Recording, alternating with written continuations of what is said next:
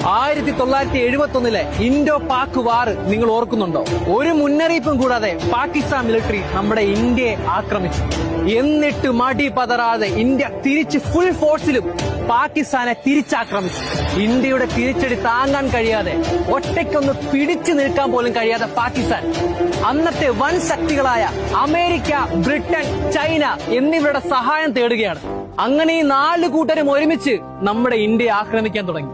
ഇന്ത്യയെ യുദ്ധം തോറ്റു കൊടുക്കണമെന്ന ആവശ്യമായിട്ട് ബ്രിട്ടനും അമേരിക്കയും ഇന്ത്യൻ കടൽ തീരങ്ങളിലേക്ക് യുദ്ധ കപ്പലുകളുമായി അടുത്തു. ശരിക്കും പറഞ്ഞ ഇന്ത്യക്കെതിരെ ഒരു ലോകത്തിന്റെ പകുതിയോളം യുദ്ധത്തിന് വന്ന സമയങ്ങളായിരുന്നു അത്. എന്നാൽ നിസ്സഹായരായി ഒറ്റപ്പെട്ട് നിന്ന് നമ്മുടെ ഇന്ത്യയെ സഹായിക്കുവാൻ അന്ന് ഒരേ ഒരാളെ ഉണ്ടായിരുന്നുള്ളൂ, റഷ്യ. നമ്മുടെ സ്വന്തം റഷ്യ.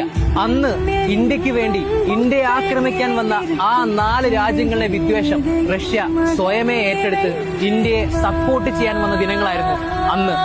റഷ്യയുടെ യുദ്ധവിമാനങ്ങൾ, പട്ടാളക്കാർ, കപ്പലുകൾ, മുങ്ങിക്കപ്പലുകൾ എന്ന് വേണ്ട റഷ്യയുടെ മിലിറ്ററി ഫോഴ്സിലുള്ള എല്ലാമായിട്ട് റഷ്യ ഇന്ത്യയുടെ തീരപ്രദേശങ്ങളിലും കടലിലും നിരന്നു. എന്നിട്ട് റഷ്യയുടെ ഒരു പ്രഖ്യാപനമുണ്ട്: ഇനി നിങ്ങൾ ഇന്ത്യയെ ആക്രമിച്ചാൽ അത് റഷ്യയെ ആക്രമിക്കുന്നത് പോലെയാണ്.